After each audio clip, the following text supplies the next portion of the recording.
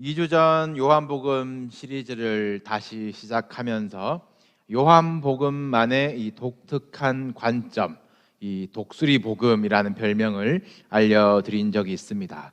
다른 복음서들이 시간의 순서나 여정에 따라서 이제 기록을 했지만 요한복음은 이 순서보다는 시간적인 순서보다는 이 의미적인 순서에 이 초점을 두고 편집을 했어요. 그래서 이 공간 복음과의 사건 순서가 다릅니다. 이것이 충돌한다고 해서 누가 틀린 기록이냐 할 것이 없어요. 애초에 관점이 다릅니다. 요한복음이 주목한 이 의미가 바로 예수님은 누구신가라는 것이지요. 그래서 나는 생명의 떡이니, 나는 선한 목자니, 나는 양의 문이니 같은 이 예수님 스스로 나는 무엇이니라고 소개하신 장면이 7번 등장하게 됩니다. 그리고 7번의 절기가 이제 나타나는데요. 그 중에 6월절만 이 3번이 반복되거든요. 이제 1년마다 있는 6월절이기 때문에 이것을 근거로 예수님의 공생애가 3년이셨구나 추측을 하게 됩니다. 또 7번인 것이 있는데 이제 777이죠. 요한복음의 이제 큰 특징 중에 하나가 7가지 표적을 나타내셨다라는 것인데, 예수님이 수도 없이 많은 기적을 나타내셨지만 그 중에서 7개만 추려서 기록하였다라는 것은 그 의미가 얼마나 특별하기 때문이겠습니까? 특히 요한복음은 이것을 기적이라고 하지 않고 이제 표적이라고 기록했어요. 기적, 미라클이 아니고 이제 사인, 표적이라고 했습니다.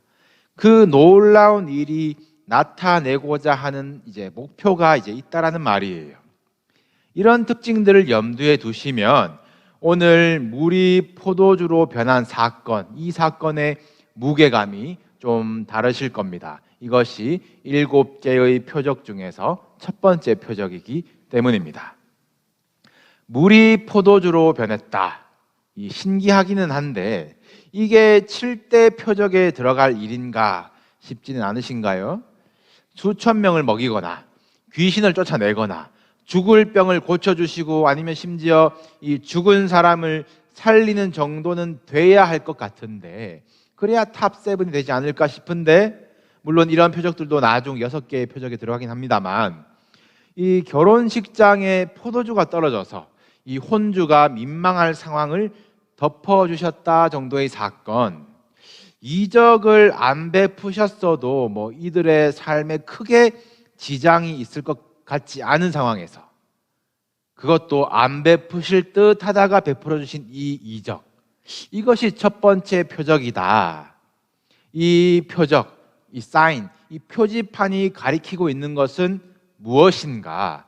성령께서 이 시간 우리들로 깨닫게 하시고 우리 인생에 적용되게 하시기를 소원합니다. 오늘 본문은 이 시간과 등장인물의 소개로 시작이 됩니다. 사흘째 되던 날이라고 시작이 되어요. 이 직전 이제 1장의 이 나다나엘을 만나셨던 사건에서 사흘째 되던 날인데, 갈릴리 가나라는 곳에 결혼식이 있었습니다. 그곳에 예수와 또 그 제자들과 어머니 마리아까지 참석을 받았대요. 청함을 받았대요. 참석하였습니다. 그리고 이후 본문에는 등장인물이 하인들이 등장을 하고, 그리고 연회장, 이것이 장소를 말하는 연회장이 아니라 이 결혼식의 잔치를 준비하고 진행하는 연회의 장, 이 마스터, 이 매니저를 이제 말하는 것이에요. 이제 등장인물들이 쭉 있지만 이제 누구의 결혼식인지는 이제 나타나 있지 않습니다. 요한은 일부러 밝히지 않고 있어요. 아무튼 예수님은 지금 2장에서 이제 새롭게 리크루트한 제자들과 또 이 랍비라고 불리고 있는 이 아들이 아직은 어색한 어머니 마리아와 이 누군가의 결혼식장에 참석하셨어요. 결혼식의 의미가 무엇입니까? 인생에 이 겪는 이벤트 중에서 이 사랑과 생명이 이 최고조에 달하는 그 순간 아니겠습니까? 이 결혼식이라고 제가 제안한 것이 조금 씁쓸하죠. 이 결혼의 의미라고 하기에는 이 결혼식 이후에는 그 사랑과 생명력이 지속되지는 않더라. 제 경험담은 아니고 세대가 그러하다라고 동의해 주시길 바랍니다. 이 별로 가까운 관계가 아니더라도 장례식은 가서 슬퍼해 주고 결혼식은 가서 기뻐해 주는 것이 관계의 최소한입니다. 그 기쁨의 매개체가 되는 것이 유대 지방에서는 포도주였어요. 이 인간 예수님께서 거기에 어떤 모습으로 계셨을지 이 결혼식장의 예수님 상상해 보셨습니까? 이 사교적으로 사람들과 이제 대화를 나누시는 아마 요즘 말로 인싸 예수님이신지 아니면 그냥 잠잠히 바라보시며 이 인간들은 어떻게 기쁨을 만끽하나 바라보고 계셨을지 포도주는 얼마나 드셨을지 예수님 때문에 모자란 것은 아닌지 참 궁금한 사건입니다. 예수님이 계신데 문제가 생겨요. 결혼식장에 흥을 돋우어 줄 포도주가 떨어졌습니다. 수도 없이 들어오셨을 이 유대 문화에서 포도주의 중요성 이것은 자치하고 우리 먼저 생각해 보아야 할 것이 결혼식인데 얼마나 신경 썼겠어요? 결혼식인데 아껴서 그냥 이 정도만 하지 아껴서 딱 맞게 준비했겠습니까? 남아도 넉넉히 준비하지 않았겠어요? 체면이 걸려있는 행사입니다. 몇 주, 몇 달을 준비했을 거예요. 계산하고 따져봤을 겁니다. 이 정도면 충분하다. 내가 핸들하고 있다 싶었는데 예측했었던 상황은 늘 예측하지 못한 문제를 만나게 됩니다. 이게 결혼식장의 포도주가 모자라는 문제. 내가 생각해왔고 통제해왔고 대응할 수 있다 생각했던 문제. 막상 당하면 아무것도 할 수 없는 우리 인생의 문제입니다. 불행하려고 이민 오는 사람이 누가 있겠어요? 꿈을 가지고 옵니다. 고생까지 각오하면서 오긴 했지만 이 각오만으로는 안 되는 문제들과 외로움과 서러움을 겨우겨우 넘어서 여기까지 오지 않으셨습니까? 결혼하시면서 나는 배우자를 행복하게 해줄 거야 다짐 안 한 사람이 누가 있겠습니까? 사람 사는데 갈등은 있게 마련이지. 내가 통제할 수 있을 줄 알았던 그 갈등들이 내 마음대로 안 되고 상처만 남지 않았습니까? 지금 저의 두 아이들 얼마나 예쁜지 몰라요. 얘네들한테 저는 절대적인 존재입니다. 제가 웃으면 웃고 찡그리면 울어요. 그리고 저는 좋은 아빠 되려고 공부 열심히 하고 있습니다. 오은영 선생님의 레슨을 받으면서 알고 있습니다. 별짓 다 해도 마음대로 안 되는 것이 자식 일이라는 것을 저도 알고 있습니다. 언제까지 예쁘기만 하겠어요? 언제까지 제가 절대적인 존재로서 이들을 가이드해 줄 수 있을까요? 여러분들도 분명히 저와 같은 이 감정과 사명감과 좋은 부모가 되겠다는 그 다짐을 수도 없이 하셨을 테지만 힘드시죠? 저도 10년 후, 20년 후가 참 두려울 때가 많습니다. 생각대로 안 되는 상황과 예측을 벗어나는 문제 앞에서 인간의 연약함이 드러나는 것이에요. 저와 여러분이 일상에서 경험하며 고통하는 인생의 문제입니다. 이런 문제를 어떻게 대하고 계십니까? 이 결혼식장의 문제를 캐치한 사람이 어머니 마리아예요. 마리아는 예수님께 저들에게 포도주가 없습니다 라고 말을 합니다. 문제를 예수님께 가져와요. 이것이 아들 예수에게 편하게 그냥 말한 것인지 아니면 태어날 때 천사가 말해준 이 특별한 아들의 능력을 기대하고 말한 것인지 알 수는 없습니다만 예수님의 대답은 확실합니다. 여자여, 나와 무슨 상관이 있나이까? 어머니를 여자여라고 매정하게 부르십니다. 이 대답을 가지고 사람들은 그래도 어머니인데 불편하신다던가 아니면 여자여가 마담이라는 존칭어다라던가 어색하게 해석하실 필요가 없어요. 간단하게 인간이시자 하나님이신 이 예수 그리스도께서 드디어 신성, 그 신적 권위를 나타내신 것입니다. 그러니까 예수님이 곧 메시아 그리고 하나님이심을 드러내시는 이 첫 번째 표적이라는 본문, 이 사건을 전달하면서 요한은 영광을 가리울 만한 변수들을 제거하고 있는 것이에요. 변수란 말 나오면 좀 어려운데 다시 정리합니다. 첫 번째 변수가 이게 누구의 결혼식이었냐라는 것이 될 수 있었죠. 누구라서 예수님이 이렇게 해주시는구나 라는 오해 자체가 이미 방지되었습니다. 두 번째 변수는 어머니가 부탁하고 어머니가 계시니까 아들이 듣는구나 라는 겁니다. 이 변수가 이 여자여 한마디로 정리가 되었어요. 그럼 이제 깔끔하게 남는 것은 문제, 그리고 문제를 만난 인간, 그리고 문제를 보시는 주님, 이 대화로 보시면 좋겠습니다. 이 대화 속에서 이 문제를 돌파해내는 원리가 숨어 있거든요. 오늘 본문 4절에 예수님이 말씀하십니다. 여자여 나와 무슨 상관이 있나이까? 예수님은 문제를 들고 나온 이 인간에게 이것이 나와 무슨 상관인가를 물으십니다. 그리고 이어서 때에 대해서 말씀하세요. 상관관계와 때, 이것이 주님께서 문제를 들고 나온 이들이 알기를 바라시는 것, 우리가 기도할 때에 기억해야 할 것이에요. 우리가 씨름하면서 해결해내기를 바라는 인생의 문제가 하나님과 무슨 상관이 있는지 여러분 생각해 보신 적이 있습니까? 그게 내 문제, 내 체면, 내 안위, 내 필요이지 하나님의 필요와 어떤 상관이 있는지 그것을 붙들고 기도해야 하지 않겠어요? 이게 다 하나님의 영광을 위해서입니다 라고 위장된 나의 정욕과 이생의 자랑 때문에 땅의 것을 구하고 계신다면 주님은 사람아 라고 매정하게 답하실 것입니다.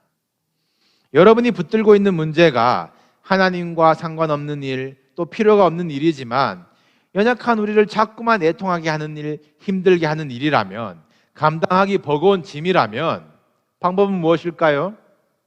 여러분이 하나님과 상관 있는 사람이 되시면 됩니다. 그것이 복음의 비밀이에요.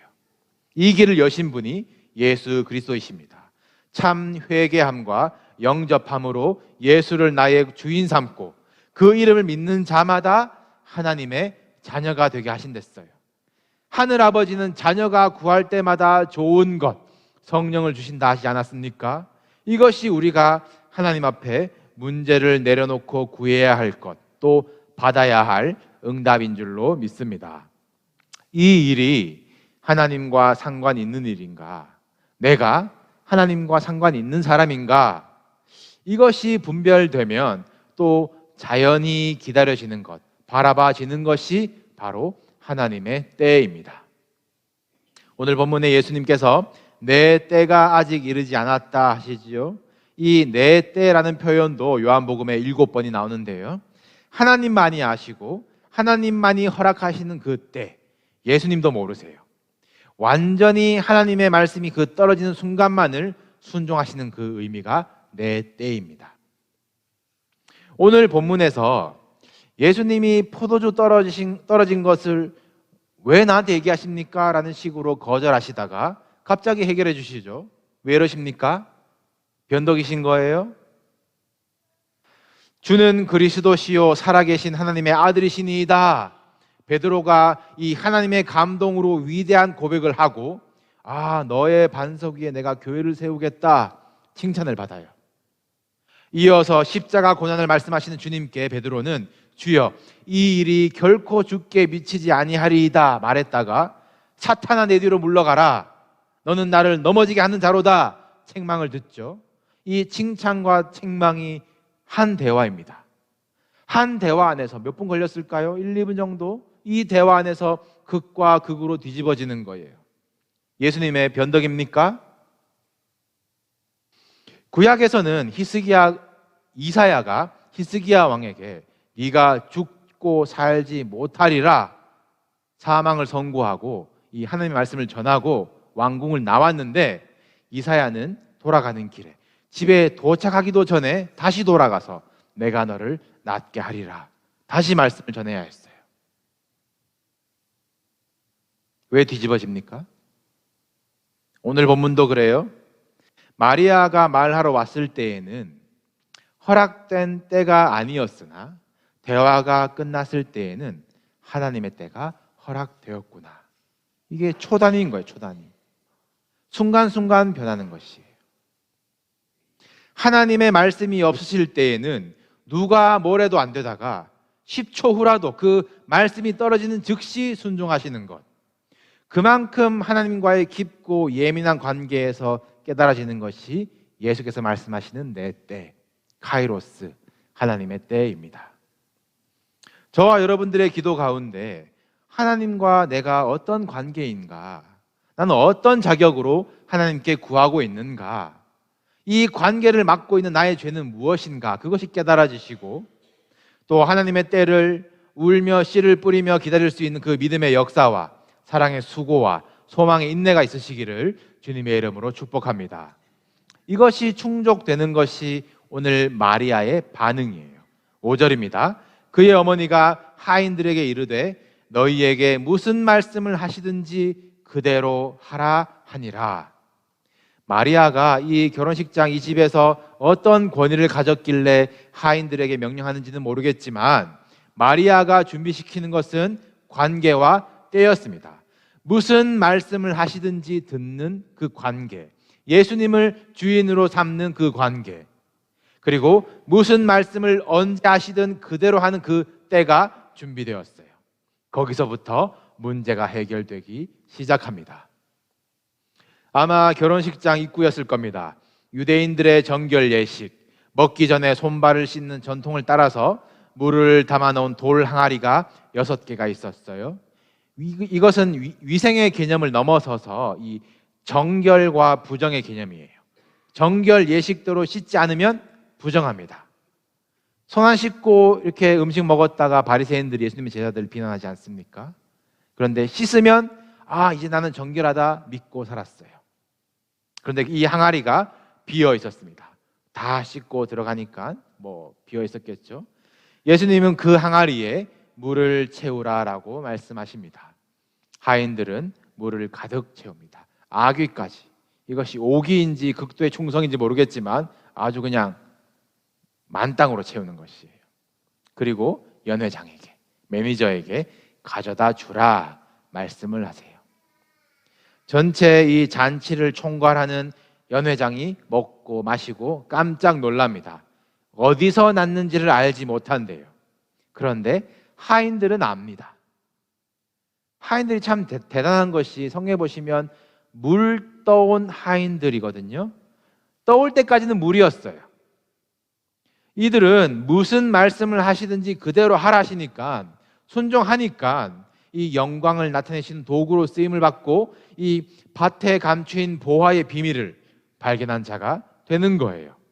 이후 이야기 나와 있지 않지만 연회장과 이 하인들은 전혀 다른 길을 걸었을 것입니다. 은혜를 모르는 자와 아는 자인 것이에요.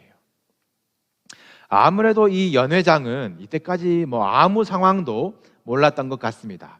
포도주가 다 떨어졌던 것도, 또 어떤 포도주가 어디 있었는지, 또 어디서 오는지 아무것도 모르고 내가 다 핸들하고 있어 착각하고 있었겠죠. 자기 일이면서 괜히 신랑에게 뭐라 합니다. 왜 좋은 포도주를 지금까지 두었냐라는 것이에요. 연회장이 신랑에게 말하는 잔치의 방법을 보세요. 10절입니다. 말하되 사람마다 먼저 좋은 포도주를 내고 취한 후에 낮은 것을 내거늘. 이것이 세상이 주는 기쁨의 방식이에요. 먼저 좋았는데, 먼저 좋은 것으로, 그런데 낮은 것으로 큰 자극을 주어서 사로잡고 취하여서 판단이 없어지면 낮은 것을 계속 주면서 착각하게 만드는 것, 세상의 기쁨입니다. 처음에는 다 좋아요. 여러분들 크리스마스 선물 뭐 받으셨어요? 아마 일주일은 좋으실 것 같은데 곧 무뎌질 겁니다. 기억도 안 나실 거예요. 저도 미국 생활 처음 이제 원베드룸에서 시작을 했는데 그래도 감사하게 시간이 지나니까 서재가 생기고 또 거실에 소파가 생기고 작년에 이사할 때는 아이들 방 따로 줄 수 있어서 얼마나 뿌듯했는지 아주 훌륭한 아빠가 된 것처럼 내가 가장이다 믿고 따라와라. 아파트도 그러한데 여러분들이 고생 끝에 내 집 마련했을 때 그 기쁨은 오죽할까. 그런데 저도 여러분도 지금 그 집에 그대로 살고 있는데 같은 기쁨을 누리십니까? 무뎌지셨죠? 금세 식어져 버리고 더 큰 자극이 아니면 안 되는 이 세상의 포도주에 취하지 마시길 바랍니다. 처음엔 좋았지만 정신 차리고 보면 가치 없는 것들, 오히려 내 몸을 상하게 하는 것들이에요. 더 큰 것, 더 새 것을 가져야 만족되는 인생입니다. 예수님은 나중에 제자들에게 이렇게 대화하십니다. 내가 마시려는 잔을 너희가 마실 수 있느냐? 고난의 잔이에요. 예수님이 주시는 잔은 고난의 잔입니다. 그리고 십자가 지시기 전날 밤 다시 잔을 주십니다. 우리 이제는 아버지의 나라에서 새 것으로 마시자. 그것은 영원한 기쁨의 잔입니다. 점점 좋아지는 영원한 기쁨의 잔이 주님 주시는 잔이에요. 오늘이 벌써 송년주일입니다. 2021년이라고 정해놓은 이 인간의 때도 끝이 나고 2022년 옛날에 저는 공상 영화로도 보던 그 2022가 드디어 다가왔어요. 작년 우리 2020년 우리 처음 겪는 팬데믹에 고생 참 많았고 그래도 2021년에는 끝나겠지 희망하면서 새해를 시작한 것이 엊그제 같은데 백신이니 집단 면역이니 곧 핸들이 되겠지 기대했지만 예측 안 되는 문제들 앞에서 우리의 인간의 한계들은 여지없이 드러납니다. 내 몸 내가 지킨다. 거리 두고 다 온라인으로 버티고는 있지만 우리의 영은, 우리의 공동체성은 점점 상해가는 것 같아요. 세상의 포도주로 억지로 흥을 돋우듯이 각자 팬데믹 속에서 각자 인위적인 기쁨과 탈출구를 만들어 보지만 그마저도 잠깐이고 곧 다 떨어질 것이에요. 제가 너무 비관적입니까? 여러분들께 소망의 말씀을 드립니다. 여러분 문제를 주님 앞으로 가지고 나오십시오. 하나님의 때가 있음을 믿고 기도하시길 바랍니다. 예수님은 우리 삶에 함께하고 계시고 또 바라보고 계시고 또 상관하기를 원하세요. 이것이 오늘 첫 번째 표적을 보여주시는 이유입니다. 서두에는 등장하였던 제자들이 사건 내내 조용하죠. 그러다가 마지막 절에 제자들이 다시 등장을 합니다. 11절입니다. 예수께서 이 첫 표적을 갈릴리 가나에서 행하여 그의 영광을 나타내심에 제자들이 그를 믿으니라. 1장에서 예수를 만나기는 했으나 내가 함께 따라는 다니나 아직 믿지는 못한 제자들에게 영광을 나타내시고 그들이 믿도록 도와주셨습니다. 믿게 하려 함, 생명을 얻게 하려 함, 이것이 표적의 목적입니다. 팬데믹, 이 고난의 잔이 결국 기쁨의 잔이 될 것입니다. 우리가 뒤집어 쓴 이 재 대신 화관을 씌워 주실 것입니다. 근심 대신에 찬송의 옷을 입혀 주실 것입니다. 그 하나님의 때는 반드시 임할 것입니다. 이것이 믿어지는 은혜가 있기를 축복합니다. 이 정결 예식 때문에 돌 항아리에 물을 채우는 인생에서 그것은 씻어도 해결 안 되는 그 습관적인 신앙이었다면 여러분들 주님과의 깊은 관계로 말씀대로 사는 인생이 되시기를 바라요. 그러면 세상이 줄 수 없는 포도주, 천국에서 마실 그 영원한 잔을 미리 맛보며 살 줄로 믿습니다. 새 포도주는 새 부대에 담으라고 하셨습니다. 여러분 사는 방법을 바꾸십시오. 문제를 주님께로 가지고 나오는 사람, 하나님의 이름이 걸린 사람, 하나님의 때를 기다리는 사람, 그렇게 삽시다. 새 부대를 준비하시고 2022년을 시작하세요. 무슨 말씀을 하시든지 그대로 하실 그 결단으로 시작하실 때에 성령께서 연약한 우리의 믿음을 강건하게 하시고 우리의 문제들을 하나님의 때에 해결해 주실 줄로 믿습니다. 이 은혜가 어디서 나는지 알고 있는 저와 여러분, 우리 주님의 종이 되시기를 주님의 이름으로 축복합니다.